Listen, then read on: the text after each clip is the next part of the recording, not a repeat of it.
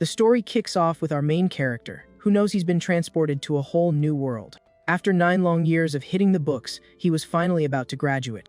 But right at that moment, our young guy accidentally discovers that people can use powers. With a look of complete shock, he can barely believe what he just witnessed. Our MC and everyone around him start freaking out when they realize this is a cultivation world. A strange message pops up, saying there's been an error and he needs to start over. Hearing this, our guy collapses and starts bawling over his 9 years of wasted studies. But he stops for a second, and an idea sparks as he remembers all those transmigration stories. He figures his own hidden talent must be off the charts, so he heads to an evaluation ceremony. Everyone gathers in front of a giant monument where each person's potential is tested. But the MC's result is just awful, and he breaks down crying, wanting to go home because everything has gone completely sideways. While he was bemoaning his pointless life, a mysterious figure asks him something unexpected. The man asks if he wants to cultivate immortality, leaving him completely stunned. With that, he's taken to a beautiful place in the mountains known as the Qinyan Dao sect. The sect master, a man named Dois Taiwa, already has a task for the protagonist. The desperate sect master grabs him and begs for his help with an important matter. But the senior brother Su Changju just sips his tea, not too concerned about the situation. The leader explains they need 8 disciples within a year, or their sect will be disbanded. Hearing this, Su Changju says they just need one more person to solve the problem. However, the master says it's not that easy, as all the sects were fighting over new talent. The old-timer complains that other sects were even using honey traps to recruit new members. Some sects would use beautiful young women to convince guys to join them. Despite all that, he managed to recruit the young Yiping, who had 0 talent but would work for free. Our main character is thrilled and says he'll do anything if he can just learn to cultivate. The master then worries the kid will bolt once he finds out the truth, so he cooks up a plan. The idea is simple: pretend to be a grandmaster and teach him a bunch of nonsense. They can string the MC along for a year, and Changju finds the whole idea pretty amusing. Soon after, the disciple asks his master if he knows the nickname he's gotten from others. Intimidating glare, he describes himself as a disciple with absolutely no talent. But then he unleashes an incredible power, showing that he's actually super strong. Su Changju boasts that when it comes to putting on an act, he's the best in the entire region. He then strikes a dramatic pose, full of himself, while his master is left wondering about his massive ego. The old man says he just needs to keep the newbie from leaving for 1 year, and everything will be fine. But to the leader's surprise, the senior disciple flatly refuses the request with great conviction. He explains that fooling the kid for just 1 year is too small a goal for his talents. With his chest puffed out, he promises to make the protagonist want to be in the sect even in his next life. His master is impressed by his confidence and praises him for being such a great actor. Changju gets so cocky that he swears he'll eat entire sword, dipping sauce and all, if he fails this mission. After their chat, he says his goodbyes and mentions he'll be waiting for the kid on the back mountain. Changju refuses his master's help to get back and simply walks away with an air of superiority. He claims he's not the same disciple he used to be, who needed help getting around. The young man makes a very specific hand gesture that catches everyone's attention. The sect leader is shocked when he recognizes the technique, wondering if it's what he thinks it is. With a serious look, Changju speaks of a prosperous era, just as his master always wished for. And right after that, he uses a powerful sword skill with just his fingers. The sect master is floored and yells that it really is the legendary sword flying technique. He doesn't get how it's possible since Changju hadn't learned a thing in 10 years. But senior brother Changju just gives his master a smug gesture as if it were nothing. At this, the sect leader's face falls in disappointment as he realizes he's been duped again. The young man laughs and says he was just faking it and actually still needs a ride. Then, as night falls, everything is set for the meeting on the mountain peak. In a stunning setting, Su Changju waits alone for the MC's arrival. Despite his cool pose, he's shivering from the cold, huddling in his clothes. He sneezes and complains about picking such a cold spot just for the atmosphere. Suddenly, he senses someone's presence and perks up because the MC has finally arrived. He immediately straightens up and gets into character to begin his grand performance. The protagonist arrives, exhausted, and marvels at how extraordinary immortals are. Yiping is completely awestruck by the imposing figure he sees before him. Bathed in the light of the full moon, the senior brother looks like a true cultivation master. With a serious and mysterious gaze, he stares down the MC to start his big show. The protagonist watches Su Changju at the top of the cliff. Suddenly, the senior brother summons blue lightning around his sword, looking like a god. Completely shocked, Yiping wonders if what he's seeing is a true sword immortal. But then our MC starts to get a weird feeling about the whole situation. He asks himself why a sect that took in a nobody like him would have such an incredible disciple. At that moment, an idea pops into his head, leaving him totally blown away by the possibility. Our young man imagines that the sect is actually a secret group of super powerful masters. This gets him all excited, thinking that anyone there could make him incredibly strong. Then our guy starts to remember when he first joined the sect earlier that day. He recalls the whole place looking like it was falling apart. It was so old and abandoned. He didn't think much of it at the time, but now he thinks the rundown look was a bit over the top. However, even in ruins, the place was impeccably clean, which he found very intriguing. He then puts the pieces together and realizes it was all a disguise to hide their true power. He's amazed and declares that not even 3 million immortals could compare to his senior brother. Hearing this, Changju cracks a smile and says he likes the MC's style, taking him under his wing. Changju loves the compliment, and to return the favor, he decides to put on a little demonstration. He then says he's going to give our young man a great opportunity to improve his powers. He unleashes a powerful blast of energy toward the protagonist. Ye Ping is thrown backward by the force of the blow, completely astonished by the scene. Changju explains that the breeze is a secret art that greatly enhances one's cultivation talent. Our young man is in shock because no ordinary sect would have such a powerful technique.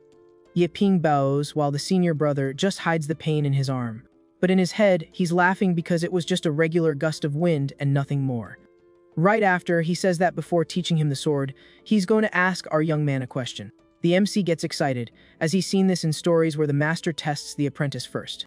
With a superior air, the phony master asks him what he thinks is the pinnacle of swordsmanship. Changju gloats internally, planning to say that any answer he gives will be wrong anyway. Ye Ping becomes thoughtful and takes the question about the pinnacle of the sword very seriously. Our young man thinks the question is incredible and perfectly suited for their current situation. He's sure he's in the presence of a master and ponders how to answer something so profound. He then thinks the answer can't be simple, so he decides to be very cautious. After a full hour, our MC is still thinking, making his senior brother pretty ticked off. Internally, Changju complains he's going to freeze to death waiting for the newbie in this spot. He finally answers that the pinnacle of the sword is a single blade of grass that can slice the sun and the moon. Hearing this, Su Changju is completely dumbfounded by the kid's incredibly over-the-top answer. The concept of a simple blade of grass becomes something extremely powerful in his mind. Our young man imagines a single blade of grass with the power to cut through the heavens and the stars. This leaves Changju floored, because not even he could have come up with a line that impressive. He went too far. Ye Ping asks if his answer was offensive in any way. But inwardly, the senior brother loves the line, and decides he's going to use it himself in the future. So he acts like a master and says the MC is aiming a little too high for now. To help out, Changju draws his sword and says he's going to do something for our young man.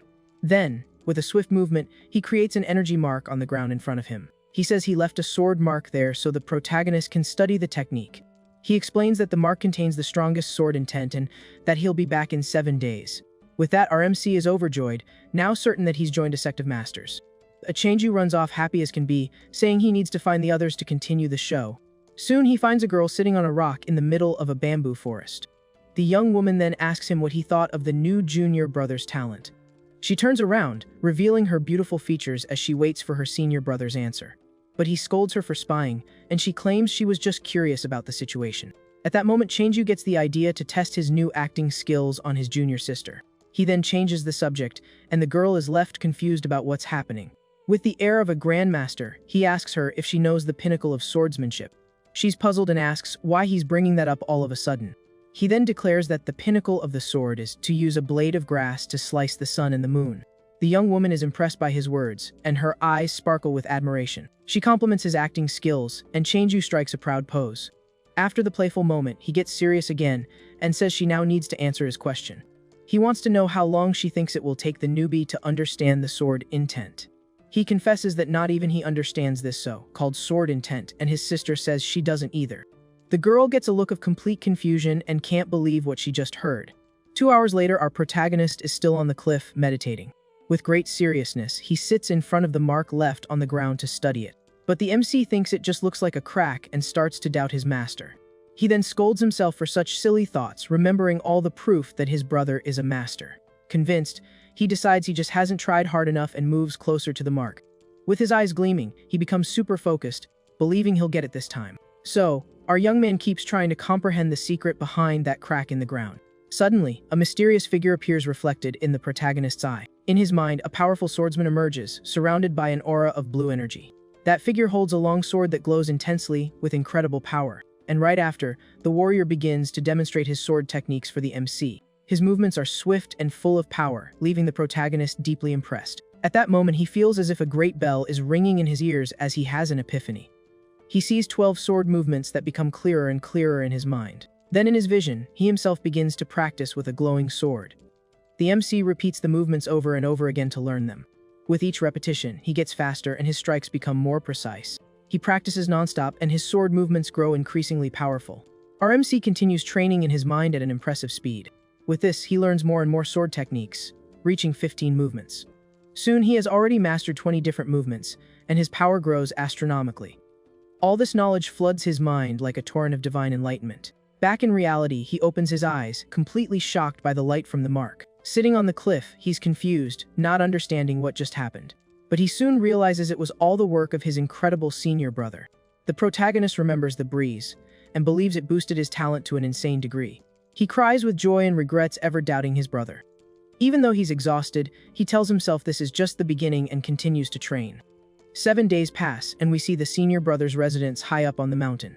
We find his treasure box, filled with props for his performances. He starts getting ready, grabbing an accessory to tie back his hair and look stylish. With his look complete, he's all set to go check on our young man's progress. Changyu looks up at the sky and comments that's a beautiful day for his plans.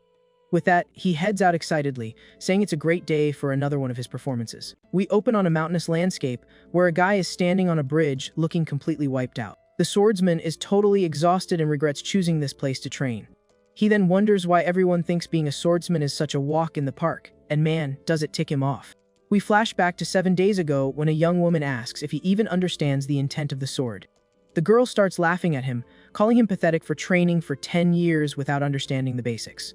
This gets him all riled up, and he gives her a light bonk on the head, telling her that swordsmanship isn't that simple. He explains that his technique is one of the top 10 in Qingzhou and was used by a famous Taoist. His sword art is divided into 4 parts representing the seasons spring, summer, fall, and winter. When asked, he says he's reached the proficiency of spring, and the girl doesn't seem impressed. A map shows he's barely started, and the young woman calculates it'll take him a solid 100 years to perfect it. The senior brother gets furious with the girl, and yells that one day she'll see how strong he can be.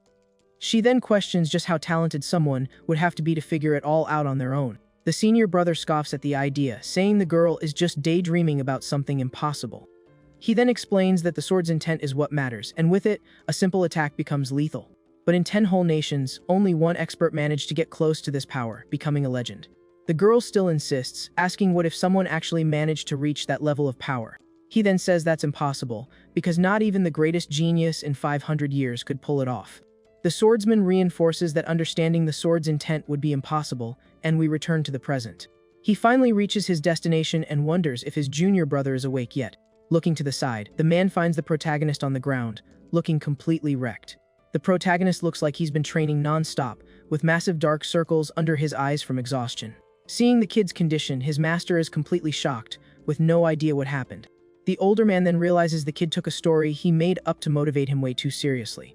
At that moment, the man feels a pang of guilt, thinking he's starting to look like the bad guy in this story. He then decides that, for the good of the sect, he'll just roll with it and make it up to the kid later. Our hero then notices his senior brother's presence and greets him with a smile. The man asks how the kid's training is going and tells him to strike a pose quick.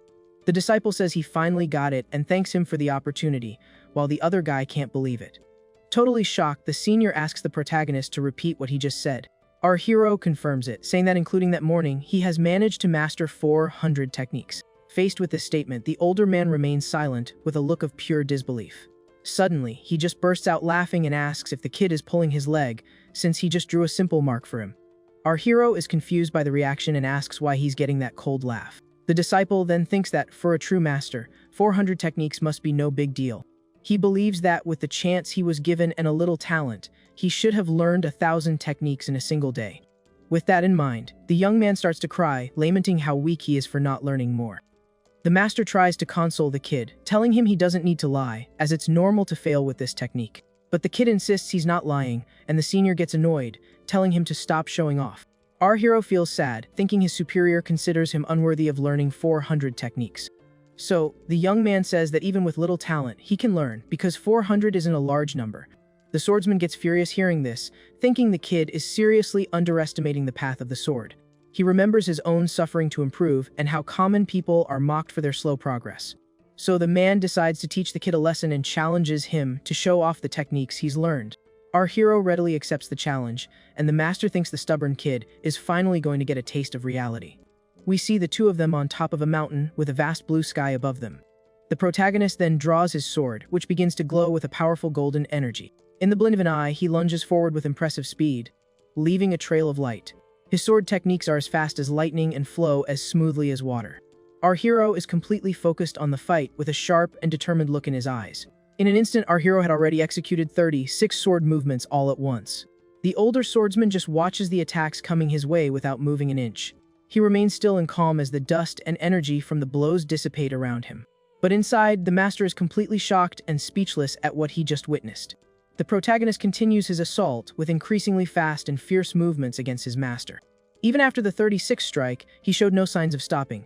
The master remained still, observing his disciple's absurd speed without moving a muscle. Then a huge explosion of golden energy erupts at the sight of the fight, making everything around it glow.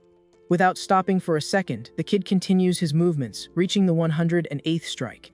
A massive thunderclap explodes in the sky, completely changing the weather around them.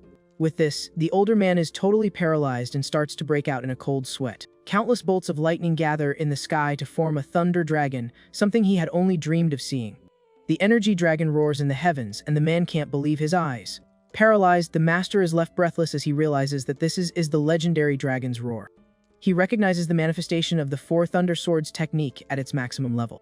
He then shouts that it's impossible, because his dream was to master this technique, and the kid did it in 7 days. But the shock was far from over, as a new green energy dragon appears in the sky. In 5 seconds, a new dragon's roar echoes, and the Summer Thunder Sword is completed. Before it could disappear, the Autumn Thunder Dragon emerges right after, almost at the same time. 2 energy dragons roar together in the heavens while the master is floored by the unprecedented scene. At this moment, the protagonist's movements don't slow down. Instead, they get even faster. Our hero continues to move faster and faster, looking like a golden blur across the mountain. In the end, his speed is so great that he becomes a true phantom of blue energy. Then, the strongest strike of the technique, the Winter Thunder Sword, finally reaches perfection. Completion of this sword felt completely different from the other 3, leaving the air heavy. The senior starts to break out in a cold sweat and is left speechless by his disciple's power. To the master, it was as if winter had arrived and all life was fading away. Only on move number 432 does the protagonist finally stop. The demonstration of his 7 days of study had officially ended, and his master is dumbfounded. The young man then stops in front of his superior, awaiting a response on his performance. He maintains a serious and focused gaze even after executing so many movements at once. But our hero doesn't move and says that something is wrong, because he relied too much on the sword. Our hero has a revelation and realizes he was limited by the weapon itself the whole time. He finally understands what his senior brother really meant to teach him with that lesson. The master is just standing there with a complete what the heck look on his face, having no clue what the kid just said. The young man says that a common sword only cuts, but the sword of the heavens uses everything as its blade. With that, our hero creates a sword of pure light with his hands, and his eyes begin to glow. Then he launches the attack, which creates a huge explosion of light, destroying everything in its path. The older man is shocked and wonders if he's dreaming, because our hero had another epiphany out of nowhere. He thinks that if the Winter Sword was the personification of demise and destruction, then the aura of this moment was the complete opposite, full of rebirth and new life. Full of vitality flows endlessly, creating a giant tree of life. Our hero stares at the energy sword he created, and in that moment, it seemed like the whole world. With a single casual move, that blade could cut down an army of 10,000 soldiers. The master is completely floored by the scene and can't believe what he's seeing. Then he panics and screams in shock as he realizes that this was the legendary sword intent. While the senior was freaking out, the young man simply dispels all that golden energy with a command. But our hero is disappointed and says he can no longer feel that sense of power. He laments having such great power but says his talent is horrible because it didn't last long. Hearing the words horrible talent, the older swordsman just freezes, completely stunned. He then remembers that when he was a child he saw a sword sovereign and chose this path. He thinks that the young man awakened the infinite sword intent, which makes him the greatest genius in the country. The protagonist then apologizes to his superior, saying he knows his movements are pretty average. In his mind, the master is freaking out, thinking he's nothing compared to the kid, but needs to keep up the act.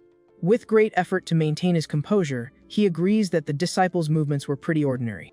He wonders that if the kid is ordinary, then what does that make him? Even with a whirlwind of thoughts in his head, the senior maintains a serious and calm expression. Suddenly, the master notices something shining on a rock and asks what it is. Our hero hands him a notebook, saying it's notes from his training, and the senior asks to see it. With a serious expression, the swordsman begins to flip through his disciple's notebook. Inside the book were written profound principles about the sword movements he had learned. Reading the words was like looking at a starry sky for the very first time. He recognized each word, but together they formed a concept as vast as the galaxy. Shocked, he asks if the kid wrote this, and the young man says it was just an arrogant guess. But inside, the master is losing his mind because he doesn't understand a thing and wonders how our hero grasped it all out of nowhere. He thinks about how he trained for a decade and only scratched the surface of a technique the kid mastered in 7 days. To make matters worse, the young man also achieved the infinite sword intent, which makes him feel like complete garbage. Trying to pull himself together, the senior tells the disciple to keep training and that he'll be back in a few days. Seeing his superior's expression, our hero thinks he found him untalented and is going to kick him out. Desperate, the protagonist grabs his master and begs not to be abandoned, as he was finally accepted somewhere. He remembers that for half a year, no one would take him because he didn't have a spiritual root. The protagonist then thinks it's impossible he learned all that just by looking at the sky. With that, our hero becomes determined not to lose this chance, believing that everyone in the sect is a master. Meanwhile, at the sect master's residence, the place seems pretty peaceful and secluded. There, the sect leader is relaxing, sipping tea and admiring the flowers in his garden. But suddenly, someone comes running and screaming in desperation that something terrible has happened. The newcomer is our hero's master, and the sect leader asks why he's so worked up. The swordsman then says that his superior's dream might come true, because the sect is about to produce a dragon. Hearing the word dragon, the sect leader is completely shocked, his eyes wide open. The sect master is confused and questions his subordinate about what he meant by dragon. He explains that the new disciple, who started from scratch, has already mastered the entire sword technique in 7 days. The elder says this is no joke, but his disciple points to the phenomenon in the sky as proof. The sect master then admits to himself that he thought it was just some expert passing by. But he realizes that the one responsible for all of it was actually the young newcomer. With this revelation, the sect leader starts to cry and shouts that they finally have a genius. At this, the swordsman tries to calm down his superior, who is completely losing it. Then the elder splashes water on his own head to calm down, remembering an old prophecy. His subordinate asks if they won't be holding our hero back, but the leader says other sects already rejected him. He continues saying that cultivation is about destiny and that large sects are very dangerous. The master says he'll tell him the truth when the sect grows, and the young man can choose his own path. Convinced, the swordsman says he understands everything and will follow his superior's decision. The next day, the sect leader is chilling, enjoying his afternoon off. But suddenly, his moment of peace is interrupted by a disciple with bad news. The swordsman appears again and desperately yells that something huge has happened. The sect leader makes a very strange face. Thinking it's debt collectors, he tries to run away, saying the sect is now in his disciple's hands. The master stops running and gets confused, wondering if it's something else then. He then gets angry and smacks his subordinate for panicking and nearly giving him a heart attack. After the confusion, the scene changes to a beautiful view of the sect on top of a mountain. Now calmer, the superior asks what the problem is, and the swordsman hands him a paper to read. The document states that the administration office will investigate all unranked sects. To prove their legitimacy, they need to hand over 10 spirit stones in 2 months or they'll be shut down. Completely furious, the sect leader throws the table and yells that he'll appeal to the emperor. It's explained that a single spirit stone costs 10 taels of gold, meaning they basically have to starve for a year to afford them all. The swordsman tries to calm his master down and asks how many spirit stones the sect currently has. Great shame, the elder holds up his hands, showing the number 7. His disciple thinks he means 70 stones, but the leader says that's impossible. Then the young man wonders if he means 70 gold coins, but his superior denies it again. Desperate, he asks if it's silver coins, but the master, now on the floor, reveals it's 70 copper coins. Upon hearing the answer, his disciple completely freaks out and screams in pure despair. He can't believe they're that broke, but his superior confirms it's true.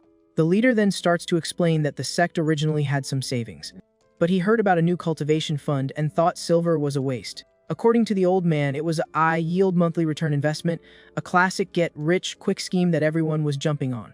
Except he didn't realize the scammers were after his money and ran off with everything. Crying, the sect leader admits he was tricked and asks his subordinate for a hug.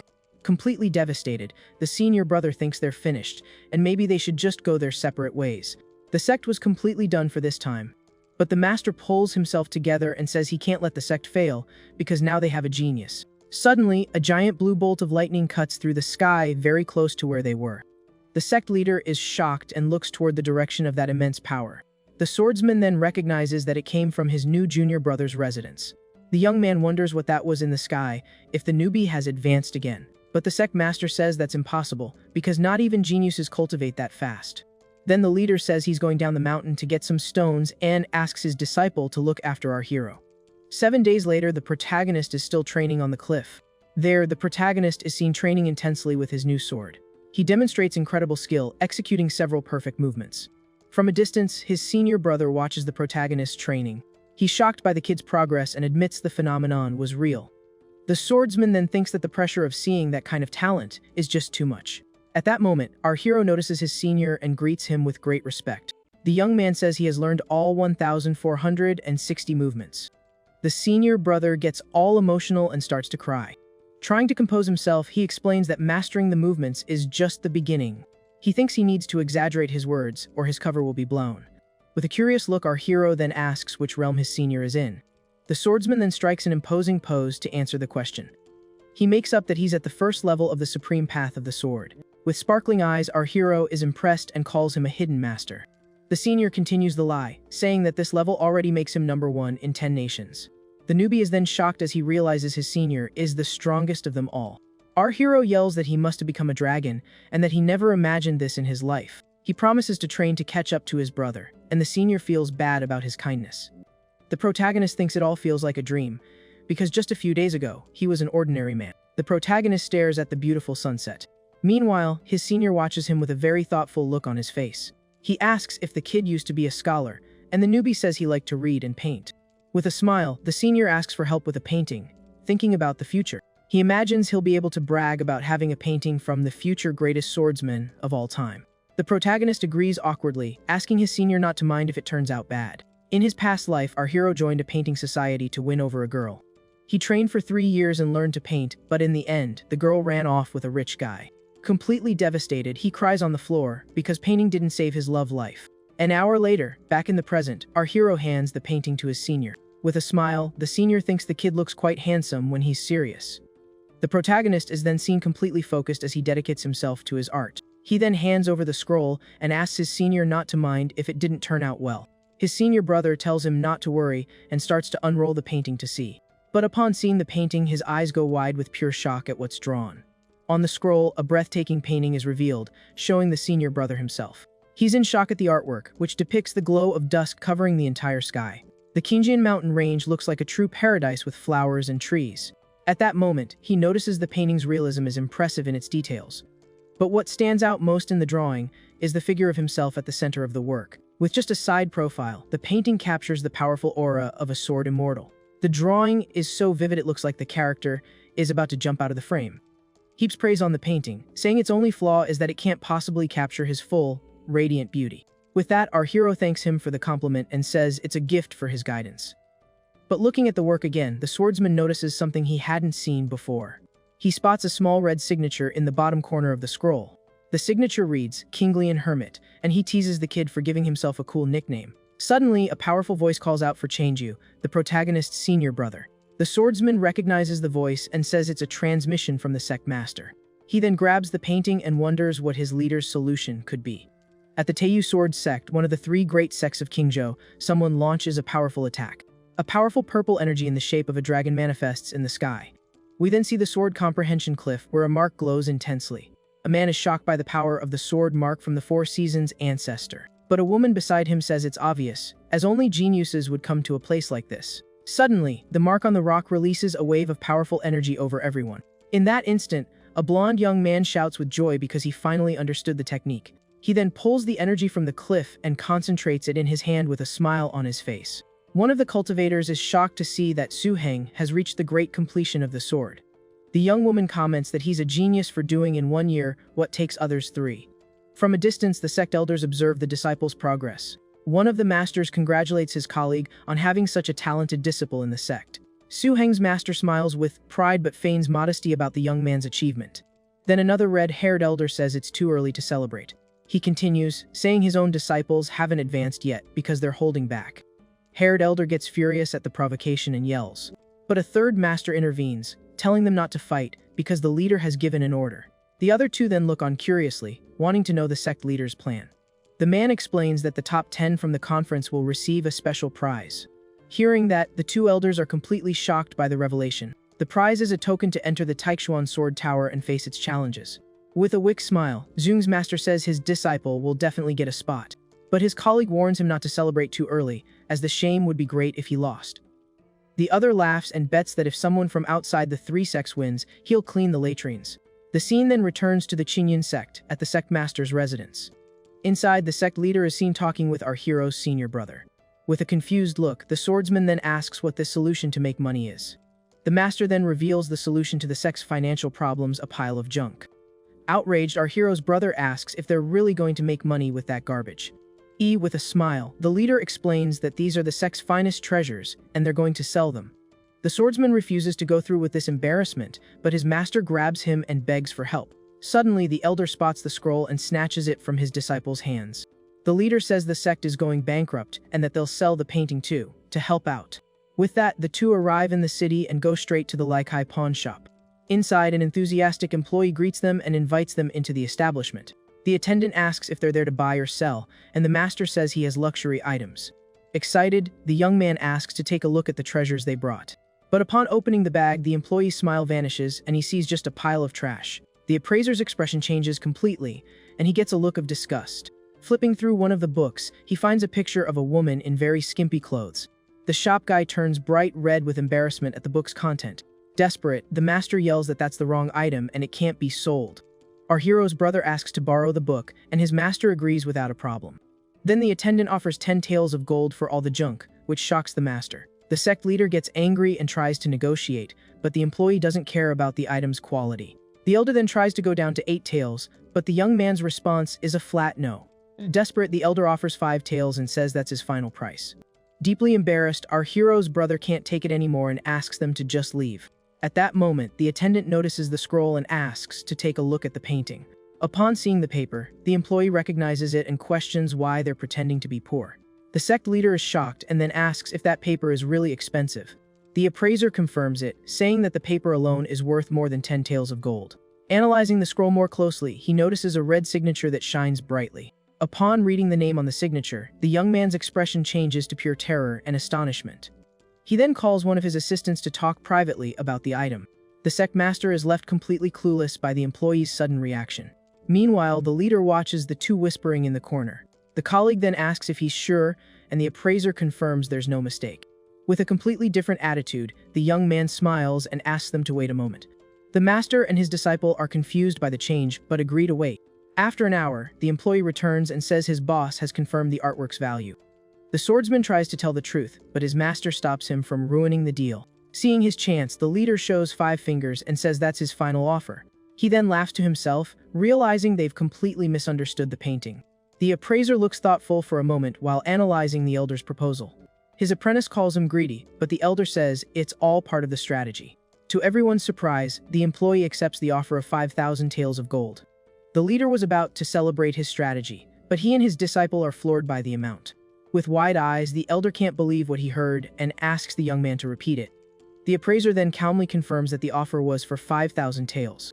The two then get suspicious and ask if the guy is messing with them. He then assures them that their shop is serious and never jokes about business. The swordsman is shocked and wonders how a casual drawing by his brother could be worth so much money. He then whispers to the master to accept the offer before they change their minds, as the sect would be saved. But with a serious expression, the master says there's been a misunderstanding and the real value is 50,000 taels. Completely shocked, the swordsman yells at the elder and asks if he's lost his mind. The shop employee is stunned and asks if the master really wants 50,000 taels. The elder confirms it, saying he won't accept a single coin less. Distressed, our hero's brother mentally begs his master to have some sense for once.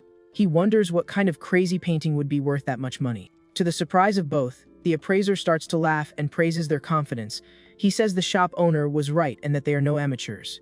The young man then suggests they talk openly about the price. He explains that for a work by the Shinglian hermit, the value isn't impossible to pay.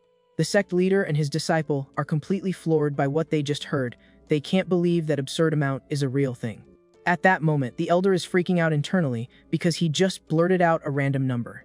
The master despairs, wondering how a drawing could be worth so much. He takes a deep breath and tries to stay calm to not blow the deal. His new strategy is to keep the conversation going to get more information.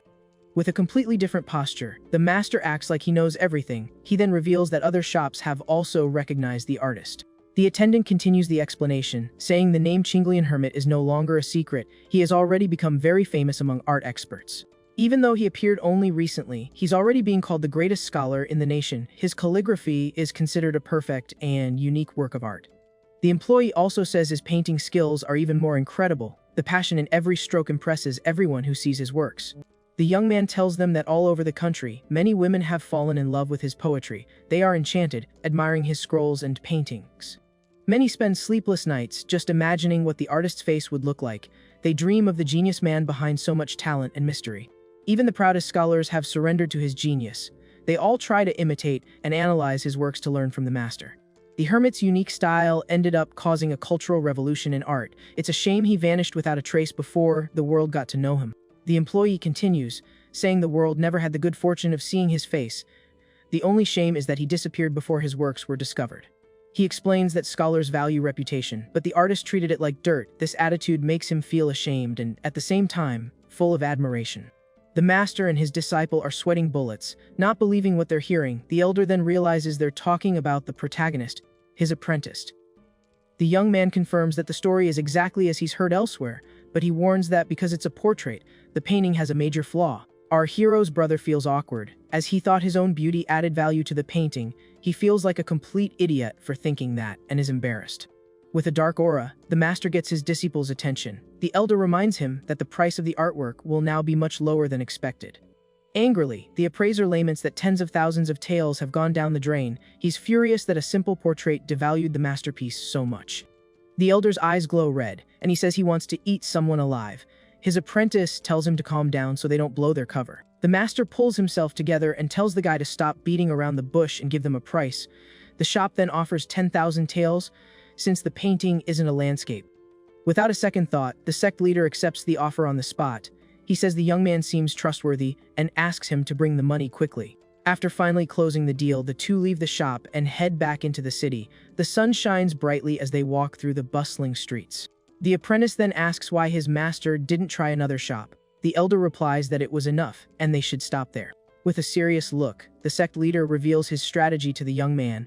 If the news got out, they would be in great danger because of the artwork. Our hero's brother is impressed by his master's calmness and wisdom. The elder then brags, saying that's why he's the sect leader. With a satisfied smile, the pair finally look at the payment they received. They got the money needed to save the sect from bankruptcy. Celebrating, the master holds up the gold and shouts that they're rich and the sect is saved. His disciple is also happy, as he's never seen so much money in his life. But the joy is short-lived, and the elder scolds his apprentice for asking for a portrait of himself. The master then begins to wonder about the protagonist's true origin. He asks himself how many secrets the young artist is still hiding from them.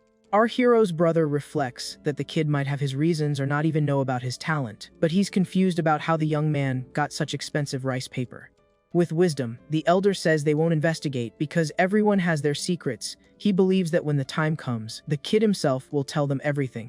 The apprentice is surprised by the elder's seriousness and asks where they're going. He thought the master would try to get more paintings out of his younger brother. With a cunning smile, the sect leader says he's going to give his disciple a great gift. He wants to reward the young man for helping save the sect from bankruptcy. Then the two arrive in front of a giant and imposing-looking pavilion. The place seems very important and is surrounded by a mysterious aura. Shocked, the swordsman realizes his master's plan and is speechless. He then asks if the elder really intends to enter the Pavilion of Origin. The apprentice questions if his master isn't going a bit overboard, as this is the most expensive shop in the entire city of Bago. But the elder tells him not to be afraid, because the money was earned by the younger brother and assures him he knows what he's doing in important moments. The elder believes the sect's future depends entirely on the protagonist, and that their success is in the hands of that young genius. The swordsman insists the place is absurdly expensive, so his master shows him the banknotes with a confident smile on his face. Then the elder orders his apprentice to stop talking and act like a rich man, saying that confidence is the key to appearing powerful. Upon entering, they are greeted by two very beautiful women, who invite them into the mysterious Origin Pavilion. With this, the master is completely flushed and amazed by the place, thinking this is how the rich live, comparing it to the pawn shop. An attendant asks if they want magic tools or manuals, and the sect leader says he wants the best and asks for the price. The woman says that first-class manuals cost 100,000 taels, but luckily there's a 30% discount because it's the shop's anniversary. Our hero's brother is completely shocked by the absurd amount. He can't believe the price and goes into a full-blown panic. The other employee confirms the price with a smile and says that after the event, they won't find a deal as good as this one. Devastated, the young man feels like a complete pauper and realizes the world of the rich is something he can't even properly imagine. The master tells his apprentice to stop panicking and have some courage, but the young man whispers that their money won't even cover one set. Our hero's brother asks the woman the price of just an introductory volume, and this question leaves the sect leader very confused. The attendant is surprised and asks if he's sure, warning him that buying only the introductory volume is completely useless. The swordsman tells her not to worry about its usefulness, and the woman warns that the shop doesn't accept returns, so he asks for the price again. Whispering, the master thinks it's crazy to spend so much money, but his apprentice reminds him of our hero's incredible learning ability. At this, the sect leader recalls that the kid understood an entire technique from a single sword mark and realizes the young man can do it. A confident smile, the elder agrees that for that monster, the initial volume is more than enough and that they'll make a huge profit. Shortly after, the attendant returns with 3 manuals that can be sold separately, and the elder asks which one is the most powerful. She then recommends the riverflow sword technique and says a genius might even learn the next level from it. But the woman reveals that this is the most expensive one and costs 9,000 taels of gold, which makes the apprentice's soul nearly leave his body in shock. Even so, the master decides to bet everything on his disciple's genius and with a war cry, tells her to wrap up the expensive manual. He also orders the rest of the money to be spent on pills, and the young man asks if he's not going to save any, but the elder says no. Our hero's brother is completely paralyzed and stares at his master, surprised by the decision to spend all the sect's money at once. With a broken heart, the elder cries while hugging his money, reluctant to pay. Leaving the place, the master continues to cry the whole way, and the young man asks him to stop the drama, because he's getting embarrassed. Suddenly, the elder has an idea and asks if the other 2 brothers will also be taking the alchemist and array master exams. The young man confirms and asks if they're going back, but the sect leader yells, "No way," and forbids any talk of money for 2 months. Then the elder says he's taking his disciple to a secret place, and they arrive at a stall that sells manuals by the pound. The stall vendor asks if they want to weigh some manuals. The apprentice can't believe it and asks if this is really the secret place with treasures his master mentioned. The elder assures him there are treasures there and reveals it's where he found the young man's sword technique, leaving him completely shocked. The sect leader starts haggling and calls the price a rip-off, so the vendor makes a counteroffer of at most 5 caddies. At this, the swordsman squats down to look for something good in the piles of books while his master continues negotiating in the background. With a very serious and focused look, the young man begins to search through the piles of manuals for any useful technique. But he only finds books with bizarre and utterly useless covers and titles, like fighting manuals or suspicious romance novels. The young man gets furious and realizes it's all garbage, and that none of those techniques can actually be cultivated. The master returns very satisfied, hugging the shopping bag. Then the young man asks if his master isn't going to buy anything for himself, but the elder replies by asking what he would buy. With a smile, the elder says he's just an old man, and that his happiness is seeing his disciples and the sect doing well. The young man thinks his master's attitude is a bit cheesy, and the elder gets furious and threatens to punish him if he doesn't learn the technique in 7 days. The sect leader explains that he needs to learn the basics to be able to pretend he's teaching our hero, while they fool the kid with the fake manuals. The swordsman gets worried and wonders if our hero, with his absurd comprehension, wouldn't be able to learn something even from those fake manuals. The elder bursts out laughing and says the young man has been traumatized by the protagonist's talent, revealing that his technique didn't come from the stall. He explains that the stall's books are based on real techniques, but are ultimately just stories with no practical value. Showing some children's books, he says that would never look like a cultivation technique and would only fool a newbie like our hero. The young man asks why he said he'd give the books to the others, and the master reveals it was a joke, and he'll use them for decoration. The elder laughs hard at the idea of someone learning from that junk and swears he'd eat the books if it happened. The swordsman then suggests tricking the protagonist into making another painting to solve the other brother's problem. The leader sighs as he's already thought of that, but feels bad about treating our hero like a money tree, even though the sect needs to grow. That's why the elder hates moral dilemmas. He gets very irritated and decides he'll think about it later. So he changes the subject and orders his apprentice to teach our hero for 2 months for a sword conference, which shocks the young man. The apprentice is completely shocked by the news of the conference and asks if his master is serious. He panics and warns that the protagonist has no internal power, and that this is a real fight to the end. The young man remembers he participated before, even with luck barely made it into the top 500, thinking our hero will get crushed. The master says he'll explain later and tells him to lie to the others, saying they only recovered the money they lost. We return to the back mountain where our hero is practicing swordsmanship. We see the protagonist training intensely with his sword, creating several beams of golden light in the air. The senior brother cries with envy, because our hero has already learned the sword's momentum in a very short time. At this, our hero notices his senior brother's presence and greets him, asking what he's doing there. The swordsman then approaches and asks if sword training has been getting a bit boring lately. With a smile, the protagonist says no, because he improves every day, so he never gets bored. This answer leaves the senior brother completely speechless, and he wonders if that's even a human response. The young man then says that if he is bored, he can give him a new manual to try and comprehend. Our hero's expression changes instantly, and with a desperate cry, he says he is very, very bored. He thinks that if a sword mark let him learn an entire art, a cultivation manual will make him ascend to the heavens. So the brother hands the manual to our hero and reveals that it is the ancient art of the demon god. The manual shows an image of a giant demonic creature about to devour a muscular warrior. Our hero is impressed and thinks that a name like Court of the Demon God can only belong to an unparalleled technique. With a crazy smile, he's certain his sect is a secret and super powerful immortal organization. The senior brother then makes up a story that he found the manual in ancient ruins, and that its origin is a mystery. He says that since our hero has a poor spiritual root, focusing on the body is the best option to get stronger. But inside, the swordsman is panicking over his own lie. He quickly says goodbye and leaves, thinking about escaping before his brother finds out the manual is trash. The young man is proud of his perfect plan and can't wait to pretend to be a great master again. As night falls, we see the protagonist's silhouette on the peak, practicing with his sword. He continues his intense training and remembers the new technique he got, the ancient art of the demon god. The kid thinks the name is awesome and much cooler than his previous technique, and he's eager to start. But our hero knows that to learn something new, he needs total focus and can't divide his attention.